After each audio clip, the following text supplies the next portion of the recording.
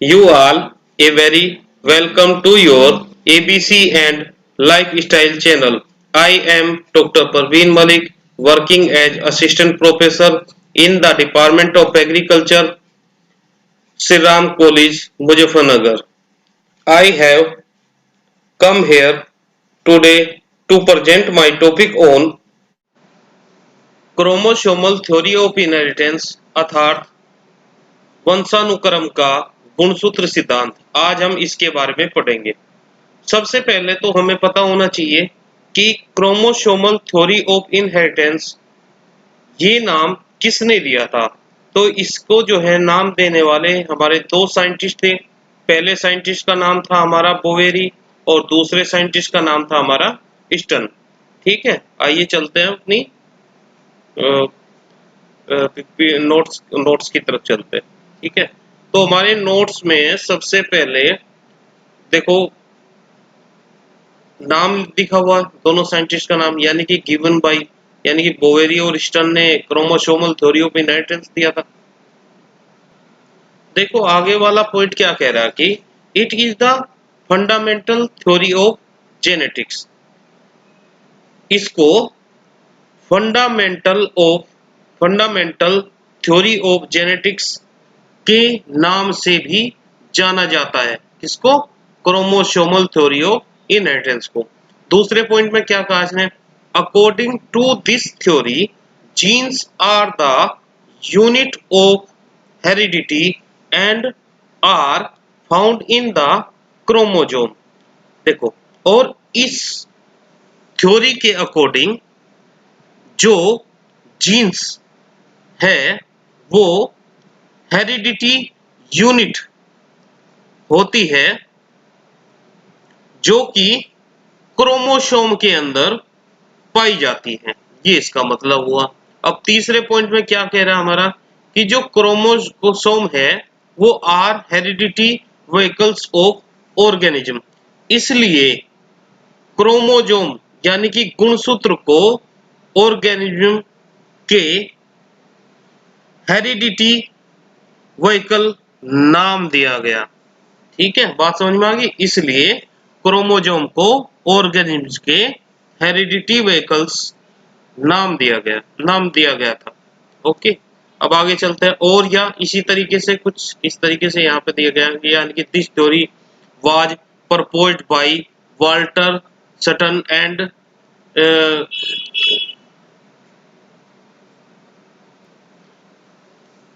Theodore Boveri 1902। यह theory Walter Easton और Theodore Boveri 1902 द्वारा प्रपोज्ड की गई थी। ये इसका मतलब हो गया। अब अगला पॉइंट में क्या लिखा? Working with grass hopper he have a hypothesis that chromosome contains genes and their behavior during meiosis is physical basis of Mendel law of inheritance। देखो यहाँ पे क्या बताया गया कि जो हमारे जो ग्रास होपर है, जो हमारे टिड्डो के साथ, यानी कि यहाँ पे मतलब इसका यह है कि टिड्डो के साथ काम करते हुए उन्होंने एक परिकल्पना दी कि क्रोमोसोम में जीन्स होते हैं और मियोसिस अर्थात अर्धसूत्री विभाजन के दौरान उनका बिहेवियर यानी कि उनका व्यवहार मेंडल लॉ ऑफ इनहेरिटेंस यानी कि मेंडियल वंशानुक्रम के नियम का भौतिक आधार यानी कि फिजिकल बेस है। ये इसका मतलब हो गया। बात आ गई समझ में? अब आगे चलते हैं। देखो, now this theory is universally accepted. Various evidence which support this theory are presented as follows. अब इसका मतलब क्या हुआ कि अब यह थ्योरी यूनिवर्सल एक्सेप्टेड यानी कि सर्वमान्य है। फिर आगे ये लाइन क्या कह रही है?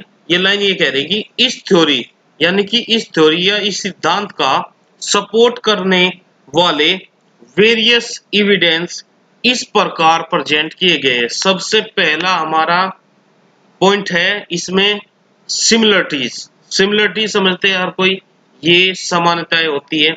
अब इसमें क्या कहा इसने कि there are several similarities between chromosome and gene VIZ। VIZ का मतलब होता है अर्थात, यानी कि 2 copies of each in somatic cells and 1 copy in gametic cell, self duplication capacity, segregation during meiosis and mutability.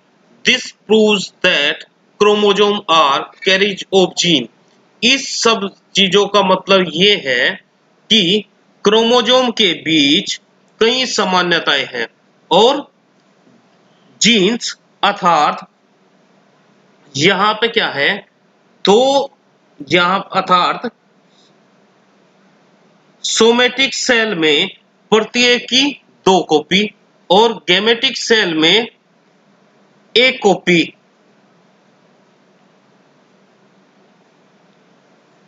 ठीक है।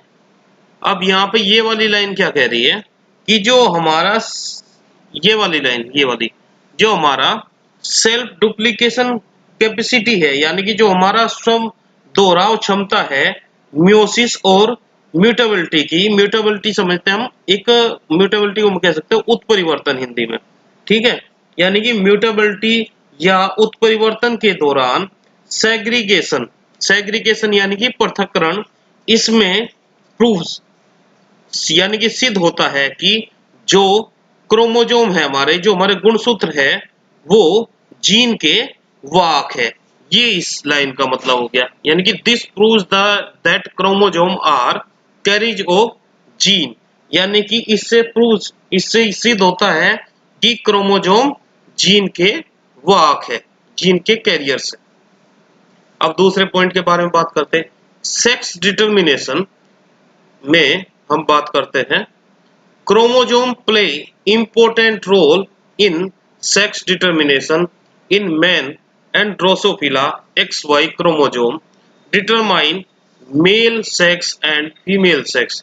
This also proves that chromosome are carriage of genes। इस सब का मतलब ये है कि जो हमारा सेक्स डिटर्मिनेशन है उसमें क्रोमोसोम महत्वपूर्ण यानी कि इंपॉर्टेंट भूमिका निभाते हैं। फिर यहाँ पे आ जाते हैं इन मैन, मानव और ड्रोसोफिला, यानी कि मैन और ड्रोसोफिला XY क्रोमोसोम में मेल और फीमेल सेक्स का डिटरमाइन यानी कि निर्धारण करे। ये इसका मतलब हो गया। फिर ये क्या कहा, दिस आल्सो प्रूव्स, वही बात आ गई, इससे यह भी प्रूव्स, इससे यह भी सिद्ध होता है कि क्रोमोसोम जीन के वाहक है। ओके, अब बात आती है तीसरे पॉइंट की हमारी, वो है हमारा लिंकेज। देखो लिंकेज में क्या लिखा हुआ है कि genes present in one chromosome are inherited together.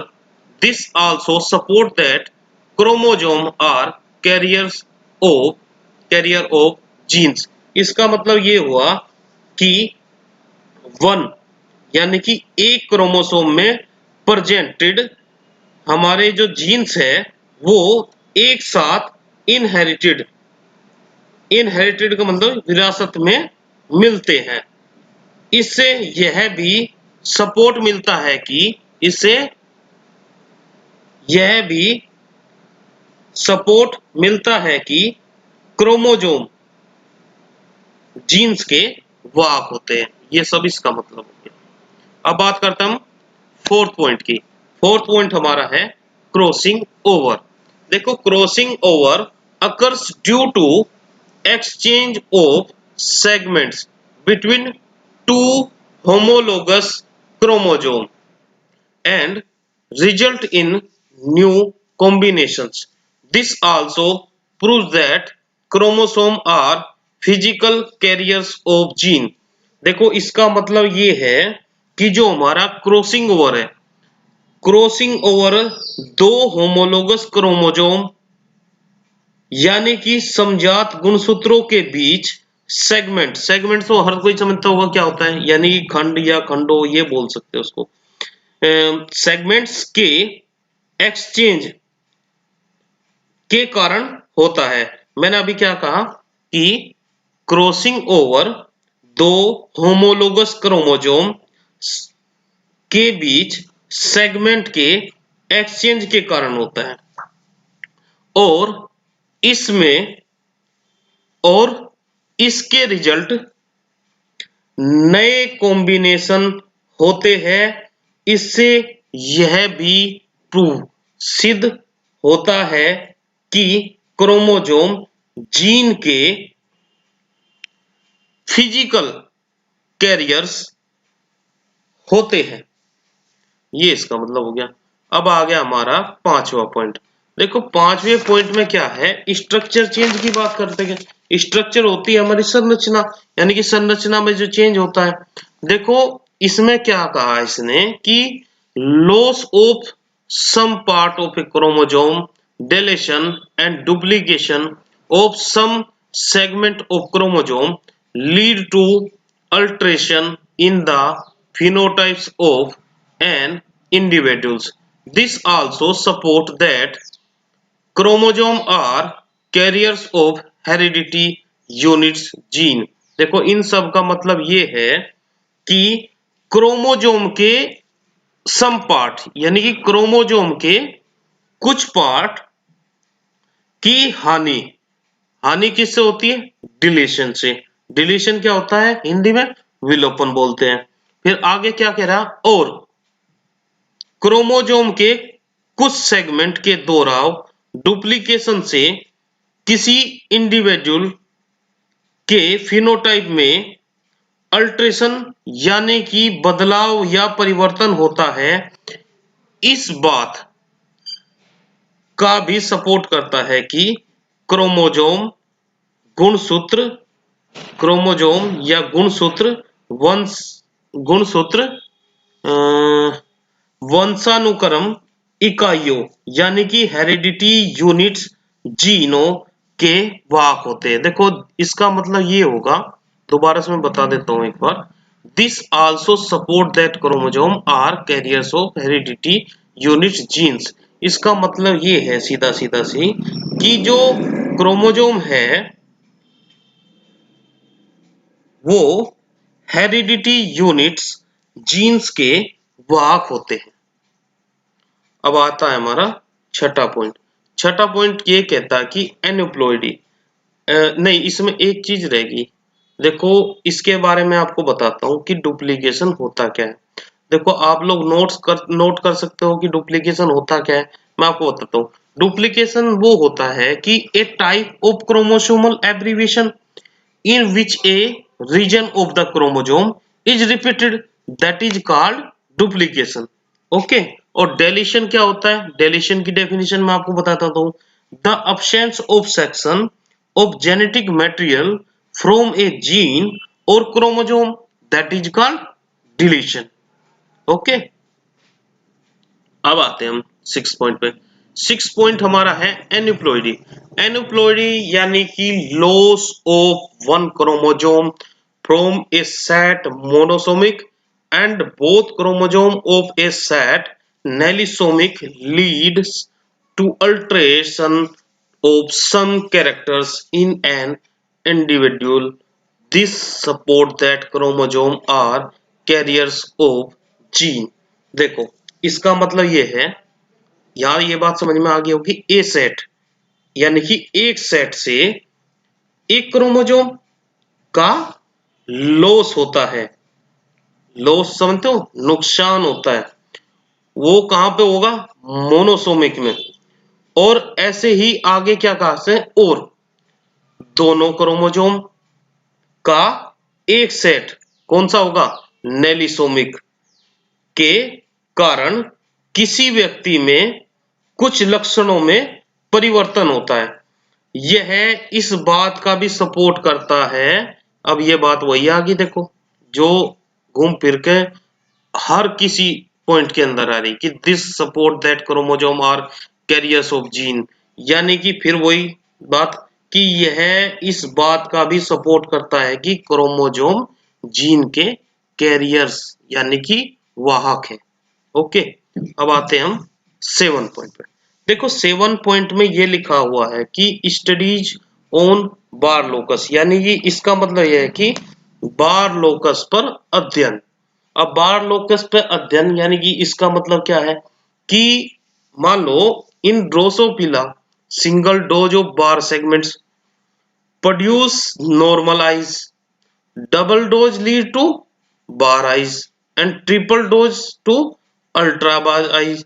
This proves strong evidence है that chromosome are carriers of gene। देखो इसमें क्या बताया गया कि जो हमारी ड्रोसोफिला में एक बार सेगमेंट होता है, यानी कि बार सेगमेंट यानी कि खंड, सेगमेंट तो समझते हो खंड, बार सेगमेंट की सिंगल डोज से नॉर्मल आईज प्रोड्यूस होती है, यानी कि नॉर्मल आई बनती है, और डबल, और देखो यहां पे डबल डोज से क्या बनेगा, बार आई बनेगी, ठीक है, और ट्रिपल डोज से क्या बनेगा, अल्ट्रा बार आइज बनती है। इससे इस बात का भी, इससे इस बात का भी, इस बात का भी स्ट्रोंग एविडेंस मिलता है कि क्रोमोजोम जीन्स के कैरियर है या वाहक होते हैं। ये मतलब हो गया इसका। अब बात आती है हमारे 8वें पॉइंट की, जिसको कहते हैं बायोकेमिकल स्टडीज। अब बायोकेमिकल स्टडीज हर कोई समझता है हिंदी में क्या होता है बायोकेमिकल। बायोकेमिकल होता है जैव रासायनिक अध्ययन। अब जैव रासायनिक अध्ययन में क्या लिखा हुआ है, यानी कि इस टॉपिक के अंदर लिखा हुआ है कि the major constitute of chromosome is DNA which prove that chromosome are carriers of gene, यानी कि क्रोमोसोम का मेजर कंस्टिट्यूट यानी कि प्रमुख घटक, मेजर कंस्टिट्यूट का हिंदी में मीनिंग है प्रमुख घटक। तो मतलब क्या हुआ कि क्रोमोसोम का मेजर कंस्टिट्यूट डीएनए है, जो यह प्रूव करता है कि क्रोमोसोम जीन के वाहक है। ओके, अब बात आती है मेरी नॉन डिसजंक्शन की। अब नॉन डिसजंक्शन में क्या लिखा कि studies on non disjunction of chromosome clearly proves that genes are located on the chromosome. देखो क्रोमोसोम के नॉन डिसजंक्शन पर अध्ययन यह क्लियरली प्रूव्स अर्थात स्पष्ट रूप से साबित करता है कि जीन्स क्रोमोसोम पर लोकेटेड समझ तो स्थित है। अब देखो सारी चीजें, इसका मतलब मैं दोबारा से बता देता हूं आपको। क्रोमोसोम के नॉन डिसजंक्शन पर अध्ययन यह क्लियरली प्रूव्स स्पष्ट रूप से साबित करता है कि जीन्स पर करता है कि जीन क्रोमोसोम पर लोकेटेड है। आज का हमारा टॉपिक यहीं खत्म होता है। अगर आपको ये वीडियो पसंद आई हो तो चैनल को सब्सक्राइब कर देना और वीडियो को लाइक कर देना, और मुझे बताना कि कमेंट बॉक्स में आपको ये वीडियो कैसे लगी। मिलते हैं नेक्स्ट वीडियो।